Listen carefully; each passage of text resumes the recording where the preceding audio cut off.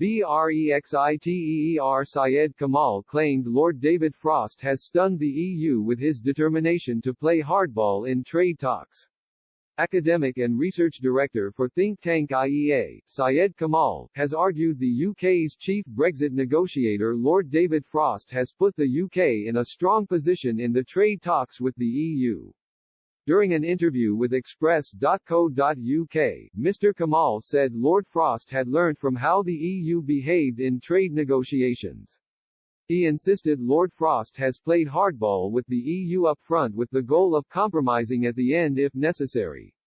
He also admitted that eventually, for both sides to agree a deal, the UK and EU would need to compromise in some areas. Mr. Kamal said, with trade talks eventually you have to compromise on both sides. I think what was different about the David Frost approach to negotiations was that he learned from what the EU did. He learned to play hardball up front and then compromise at the end and not compromise too early. Mr. Kamal admitted that both the UK and EU would eventually have to make compromises to achieve a trade deal agreement.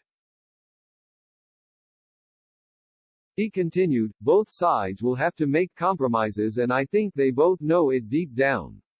What has been different this time around compared to previous negotiations is the UK always seemed to compromise much earlier and follow the EU.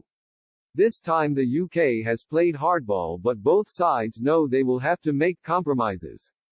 Mr. Kamal also noted that the UK was not being unreasonable and the EU may need to be more reasonable in the trade talks. He added, the UK is not asking for anything different or new than what they offer a third country. The UK has looked very carefully at what the EU deals with Canada and elsewhere.